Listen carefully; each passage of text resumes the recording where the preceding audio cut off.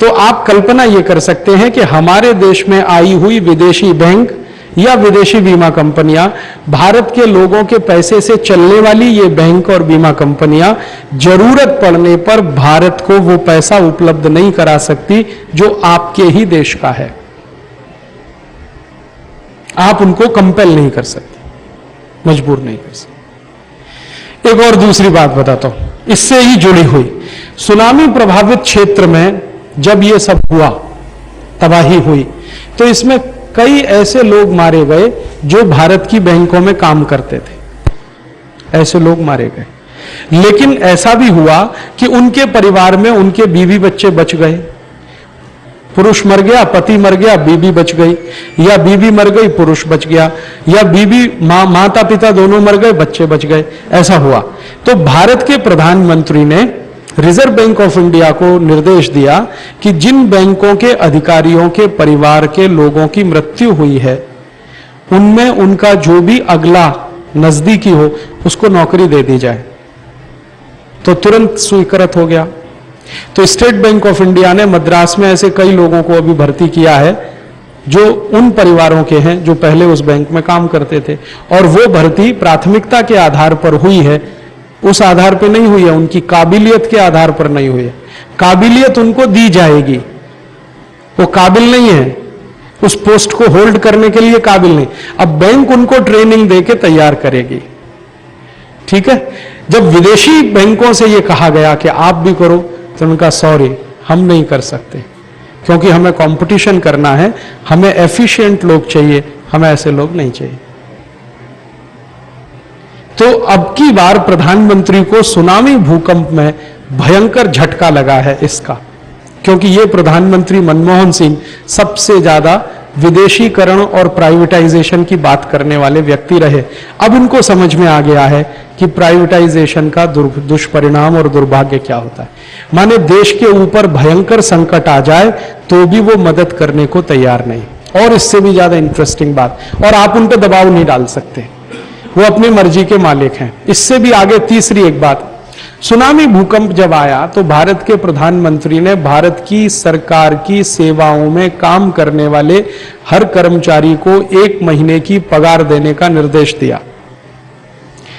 तो उस पर निगोशिएशन हुआ, तो निगोशिएशन होकर यहां तक आया कि कम से कम 1 दिन की पगार तो देनी पड़ेगी।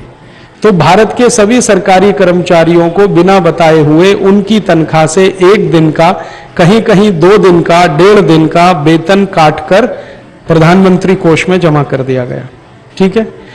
जब विदेशी बैंकों में काम करने वाले कर्मचारियों को यह कहा गया तो उन्होंने कहा आप हमारी 1 घंटे की भी सैलरी नहीं काट सकते, हमारी इच्छा है तो देंगे, नहीं तो नहीं देंगे।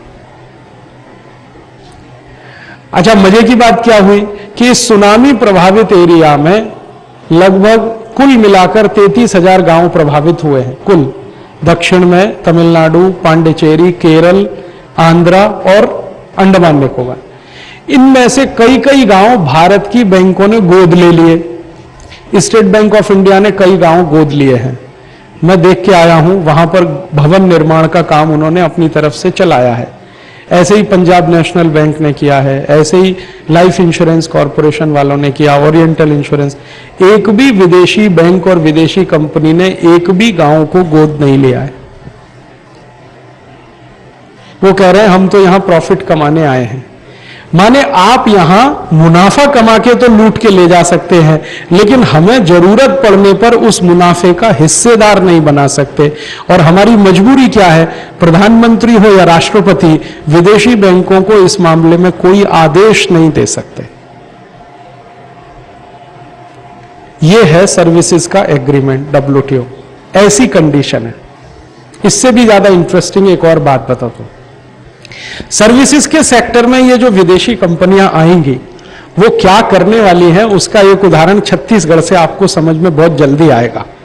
छत्तीसगढ़ में आपको मालूम है थोड़े दिन पहले एक सरकार चलती थी, उसने निजी विश्वविद्यालय खोलने के लिए खुले थोक के भाव में छूट दिया है ना, और एक एक कमरे की यूनिवर्सिटी रायपुर में खुल गई। मैंने रायपुर में ऐसी कई यूनिवर्सिटी देखी है जिनमें पति वाइस चांसलर है और पत्नी रजिस्ट्रार है और यूनिवर्सिटी चल रही है। हस्बैंड वाइफ मिलके यूनिवर्सिटी चला रहे, क्या मजाक बना दिया है। हाँ, बच्चे विद्यार्थी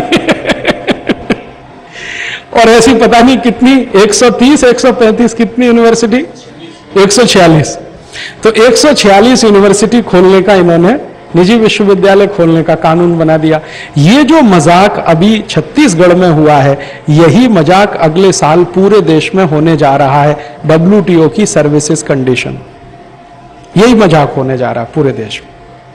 माने बाहर से आई हुई कोई भी विदेशी यूनिवर्सिटी हिंदुस्तान में अपनी शाखा खोल सकती है। बाहर से आई हुई कोई भी विदेशी, उसको आप जमीन दिलवाइए, सस्ती कीमत पर दिलवाइए, और वो अपना 2 कमरे का घर बनाए या 4 कमरे का घर बनाए, उसमें वो शुरू कर सकते हैं। अच्छा, और मजे की बात यह है कि वो खोलेंगे कैसे। जैसे मान लो, एक नाम लेके मैं बताता हूं, जॉन हॉपकिंस यूनिवर्सिटी या मैसाचुसेट इंस्टीट्यूट है, या आप अगर ये बहुत बड़ी यूनिवर्सिटी का नाम ले लो, ऑक्सफोर्ड है, ठीक है। ये क्या करने वाले हैं, ये हिंदुस्तान में अपने ब्रांच ऑफिसेस खोलने वाले हैं।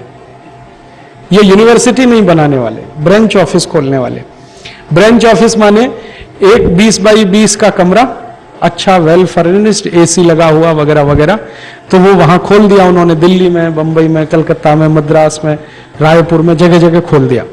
विद्यार्थियों को उन्होंने एक एडवर्टाइजमेंट दे दिया कि ऑक्सफोर्ड यूनिवर्सिटी का ब्रांच ऑफिस यहां खुल गया है, आपको अगर ऑक्सफोर्ड यूनिवर्सिटी में एडमिशन लेना है तो आइए, दरवाजे खुले हुए हैं, $1 में फीस लाइए। तो आप पहुंच गए जी, और सरकार रोक नहीं सकती उनको। आप ध्यान इस बात का रखिए कि सरकार उनको रोक नहीं सकती। वो क्या कहेंगे, वो कहेंगे हम यूनिवर्सिटी नहीं चला रहे हैं, ब्रांच ऑफिस खोल रहे हैं, और वो सर्विस एग्रीमेंट का हिस्सा है। यहां तो रुकवा दिया सुप्रीम कोर्ट ने